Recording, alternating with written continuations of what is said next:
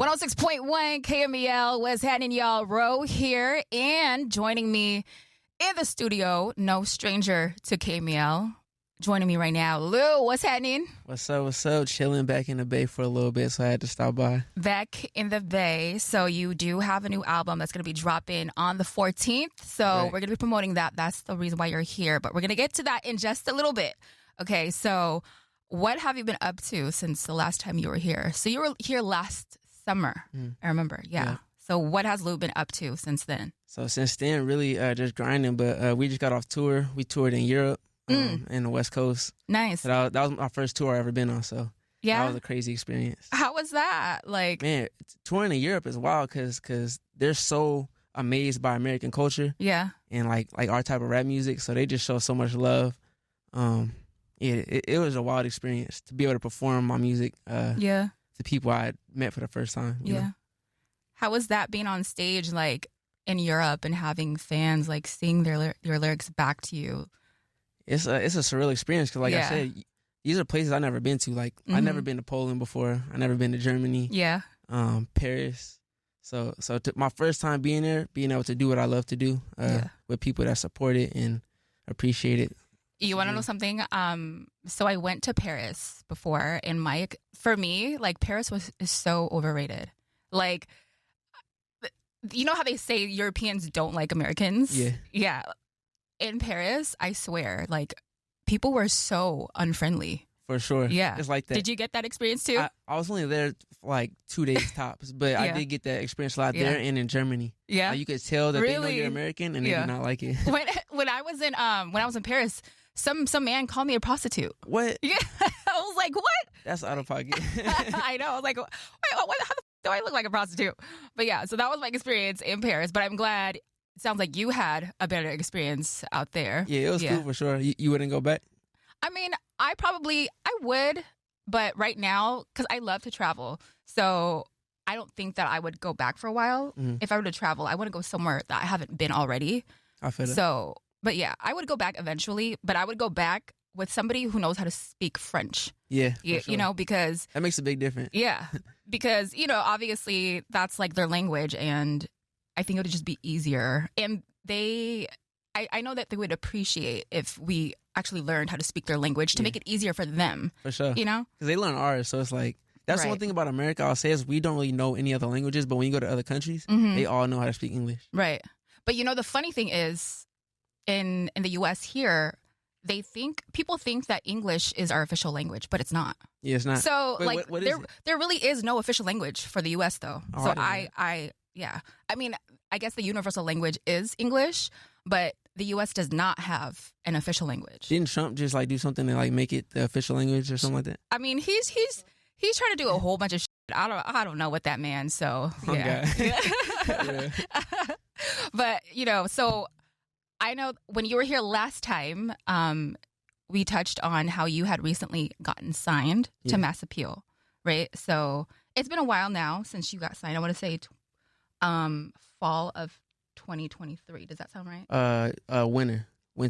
Gotcha. Yeah. So having been signed now, how would you say like your experience has been being signed to a label? Do you think that that you've noticed a difference in your career?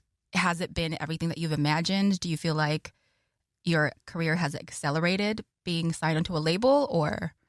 What I will say is, like, it's a slower process.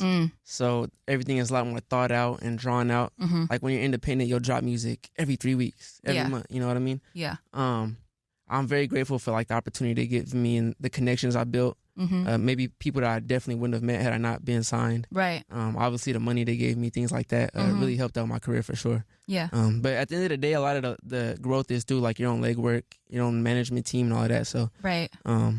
I'm grateful for my opportunity, you know. So for other artists who are trying to get signed by a label, would you recommend that they continue that pursuit, or would you like recommend that they stay independent? It really depends on like the terms of the deal, really, because my deal was very like artist friendly. So a lot of people sign deals and it ruins their career. Like, it's a wrap, you know? Yeah. Mine wasn't like that. Like I said, we still own our masters. Yeah. So you negotiated that. So I imagine like that's not something that they gave to you up front, right? Yeah, for sure. We negotiated those terms. So any artist that wants to be signed, I'm not going to say it's good or bad. You just got to do what makes sense for you. What I will say is try your best to hold out as long as you can being signed and keep building leverage and momentum yourself. Yeah. Okay, gotcha. So now today is International Women's Day, and joining you today is your mom. Yeah. Shout out to moms. The big dog. Yeah. Hey, honcho. Your mom and I and your sister and I were all friends on Facebook. So that's so far. Yeah. I'm not going to lie. See you at the next family party. Right? Exactly. We going crazy. So for the women in your life, like what is your message to the women in your life, considering it is International Women's Day? So I'm going to give you the floor here. Oh, yeah. To give your time to say a message to the women in your life. The women in my life, wow. My sister, my cousins, my mom, of course, my aunties, my nieces. You guys have really shaped me into the man that I am.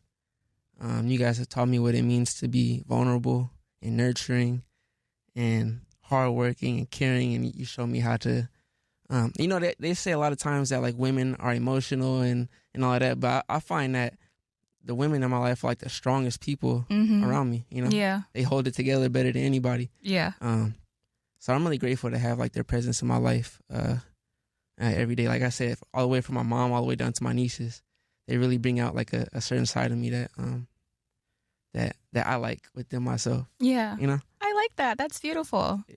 And shout out to moms, because I feel like what you had just said, it takes like a certain vulnerability, and I feel like to have that or to channel that, you must have grown up in a house full of love, For sure. Yeah. That's one thing I'm very grateful for, and I will never denounce. Is like the environment I grew up in was pure love. It was pure honesty, and my parents and my siblings taught me like the character traits that I have. I don't know, like that's one thing I always talk about publicly is the environment I came up in and how much it made me the person I am. Yeah. Yeah.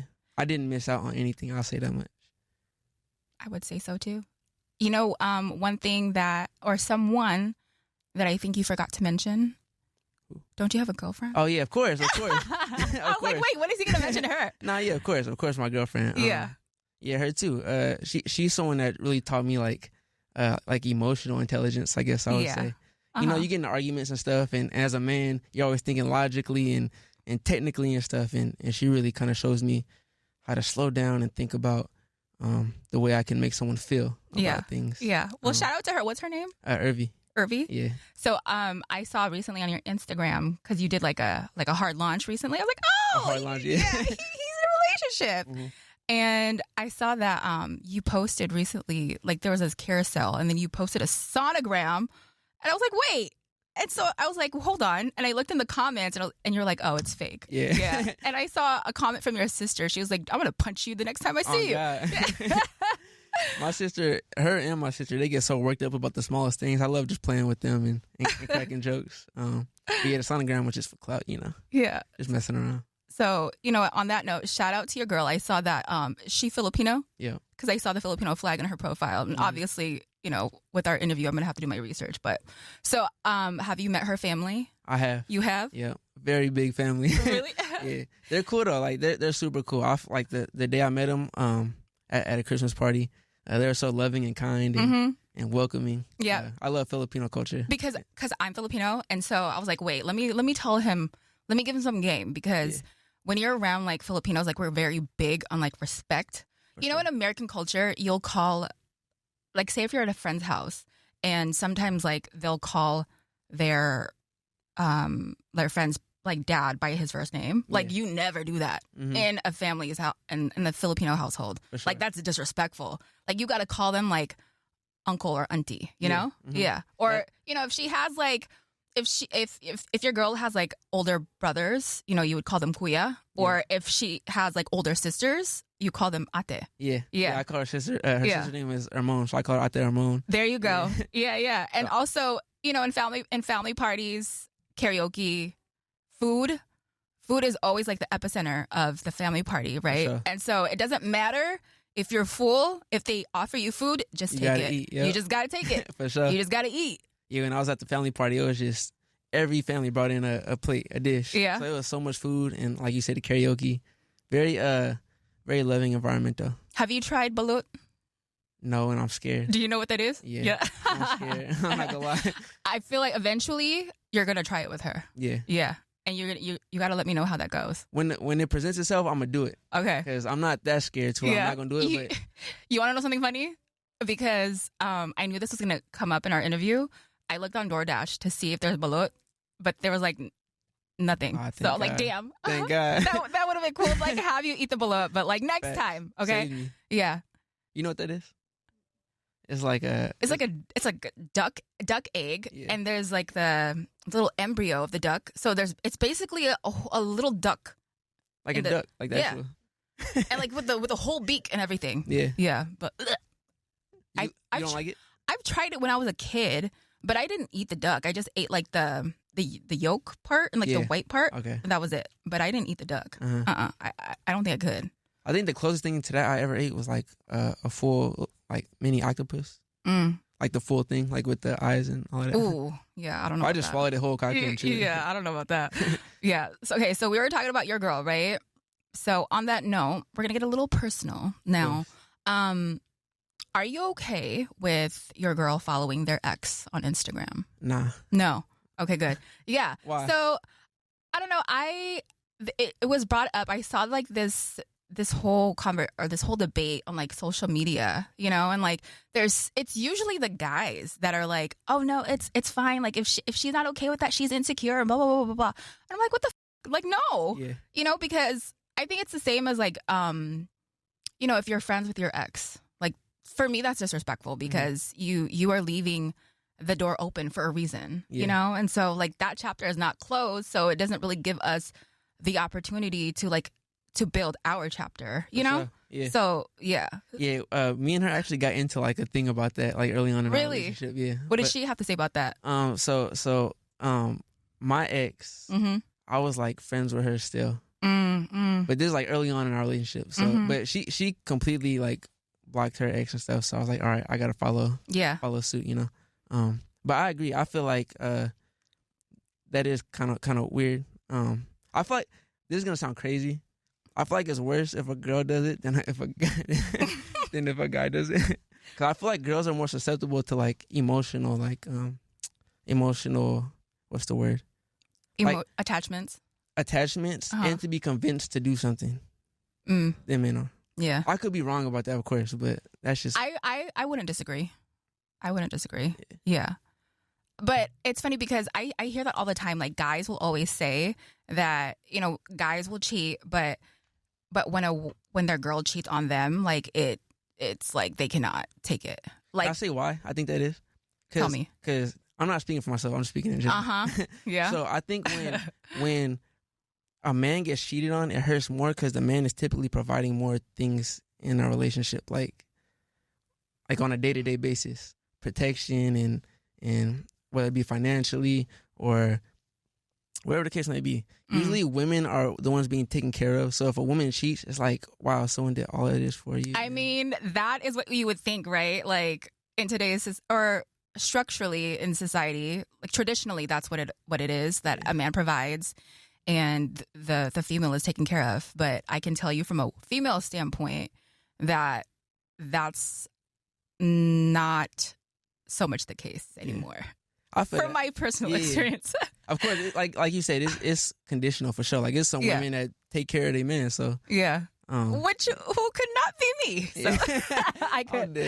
Yeah, I've been there before. Never doing it again. Nah. No. I can't be with a man who wants princess treatment. Like that for me is like no. Yeah. Because I need a man who knows how to be a leader. You know, like I need a man to get me out of my masculine. Yeah. You know. I need a soft life. I'm tired of this. I'm tired of like 2 jobs. I'm ready for my princess treatment. Me too. Yeah. No, not you. I was like, wait, no, not you. I'm dead. Nah, but yeah. Regardless, it's wrong to do anybody wrong. You know, at the end of the day. Right. I can agree with that. So we're going to play a little quick game right now. Mm-hmm. True or false. All right. And I'm sorry to moms if this gets a little uncomfortable for you. So, okay. So true or false. Okay. I've smashed a fan. True or false? the way he laughs. True. Okay. Sorry, Mom. Okay. I mean, it's in his music probably anyway, so. It is. No cap in my rap. I was on a date and asked the girl to split the check with me 50-50. True or false? For sure. 100% true. Yeah? Yeah. So, wait. What happened there? I wouldn't necessarily call it I guess it is a date. Mm-hmm. Did you ask her out? Yeah. Okay. But what I will say is, like, you kind of get somewhere with somebody and you realize how, like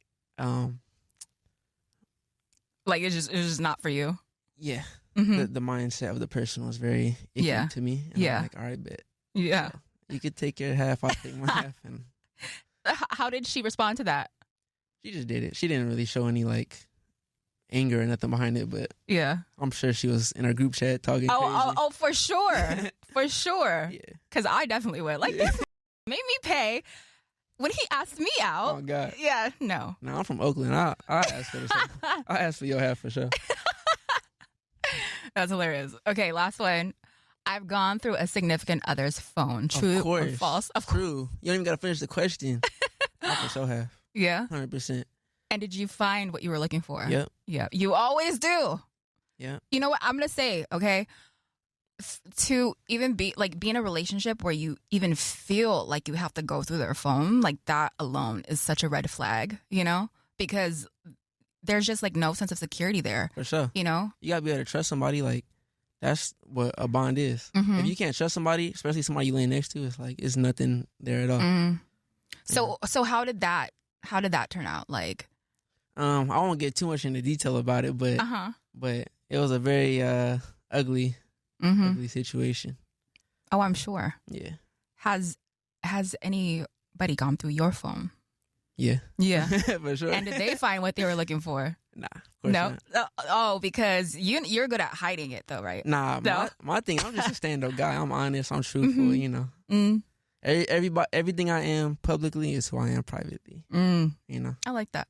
Okay. I could tell my mom anything about my personal life and be proud of it. Yeah. You know. And I love that. I could tell that you have like a really good relationship with your family. So back when your dad was here and then now with your mom, you know, and I like how you're still forthcoming with these types of questions with your mom here, because I couldn't, like, if my mom was here and I was talking about this type of, like, it would probably be very uncomfortable for her, you know, because my mom is very, she's very traditional. Or, she's very traditional, so, yeah. I would say my mom isn't traditional, but she's very principled. But you should start family group chat. I'll be in there giving it up, like. Yeah. Yeah. Oh. And I love that. Yeah. I think, again, that's very telling of your guys' family dynamic and the type of, like, closeness and love that you guys have for each other. So, with that, we're going to go ahead and talk about the album. Yeah, for sure. God Cried All Night, dropped in on the 14th. And is this the first release under Mass Appeal? This is, the EP was the first release, but this is the first album release. Gotcha. So, yeah. Okay. So why the title God Cried All Night? So wait, first of all, it seems to me that you are, would you call yourself religious? Because God's favorite, God Cried All Night, like. You know what's funny is I'm not really religious. Really? Yeah. Oh, okay.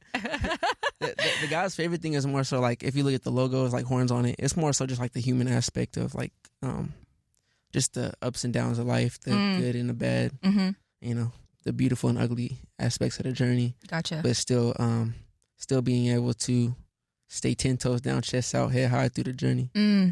That's God's favorite. Gotcha. You know? And how about God Cried All Night? So God Cried All Night, to me, there's so many layers to the album title. One of which is like, I think of the rain as like God's tears, right? And then people associate rain with like a hard time or whatever. Yeah. So I always say to my fans, like, the hardest times of your life are the things that shape you and make you. So God crying for me is him building me, you know, giving me strength to get through whatever I go through. And rain is just a part of my personal brand. It always has been. since I was a kid, I've always loved rain. So it was just an album title that came to me, and I was like, yeah, this is hard. Something that my grandma used to always say was that when it's raining, she said that there's people out there being bad. So like when there's rain, that's the angels crying. I like that. Yeah. That's hard. Yeah. Yeah. So, okay. But with this album, what was your mindset like going into the album, or like, what was your mindset when you were writing the album?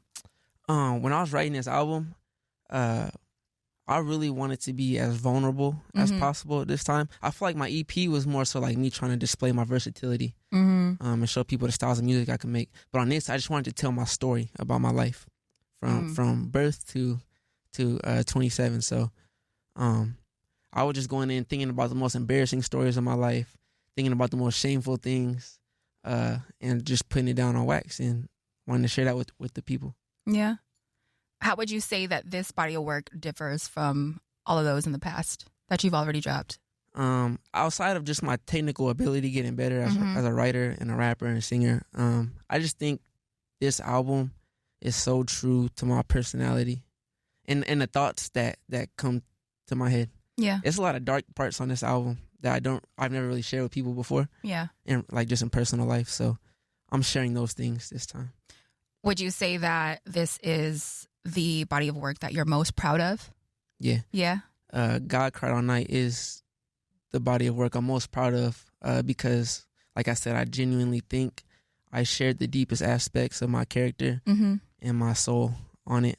I wrote everything. I didn't focus too much on the wordplay and all the crazy stuff. It was just, this is the story of my life, and that was it. So your focus was more so on the storytelling. Yeah. Yeah. For sure. Gotcha. I like that. Every song has like a theme of my life. So you'll hear it, throughout the album. So with your fans, when they listen to the album, like what message do you want them to walk away with from listening to your album? When you listen to this album, I really want you to walk away with, I want you to be able to listen to it and kind of put yourself in my shoes. So I want you to feel like I want to answer this perfectly. Yeah. People go through stuff every day in life. Yeah. Right. And those things can make you or break you. And the point of the album really is to show people that all this terrible stuff has happened to me. All these bad things, the bad decisions I made myself, bad things that have happened to me. And I want people to listen to it and know that even through all of that, you can still be great. You can still chase your dreams. You can still pursue what you want. You can still succeed in life and be happy. So I guess that's really what it's about. Going through things and coming out the other side okay. Gotcha. I like that. I like that. So with the new album, it's going to be dropping on the 18th. No, 14th. I'm sorry, the 14th, and it's going to be on all platforms. All platforms, yeah. Gotcha. Apple Music, Spotify, all of that, Yeah. So, one thing I wanted to say is that your second visit this time, you seem more confident. Yeah. And more happy from the last time that you came. That's what I noticed. You think so? Yeah. Yeah. I'm going to be honest, that's actually true in my life. When really? I came last time, a lot of negative things were going on in my life between my relationship with my ex and then my relationship with my girlfriend now and some of the stuff with the label and my friends. Yeah. I signed my deal. I moved to LA and it was just me out there on my own and I was trying to figure out life and I was going through all of this crazy stuff. Yeah. But now you figured it out. I figured it out now and I feel content. I feel happy. I feel motivated. And I could see it. Yeah. And I love that for you. Thank you. That means a lot that you said that. Yeah. And one last thing. Has anybody ever told you that sitting here and seeing you talk, like, I don't know how this just came into my head, but has anybody ever told you look like J. Cole? Yeah. My whole life. Everybody says that to me all the time. I like this look like J. Cole. I'm dead. If you go through my TikTok comments, it's like J. Cole. Yeah, I literally just noticed that right now. That's so funny. But yes, Lou, his new album dropping, God Cried All Night on the 14th. Make sure y'all look out for it on every platform. His first album to be dropping under Mass Appeal. Where can your listeners find you on socials? You can find me on Instagram, TikTok, YouTube at Where's Lou, at WHEREISLEW. There you have it, Lou. And of course, myself, Ro, ROWBOT408 on social media, Instagram, Snapchat, or X. And of course, KMEL at 106 KMEL. Thank you, Lou. Yee.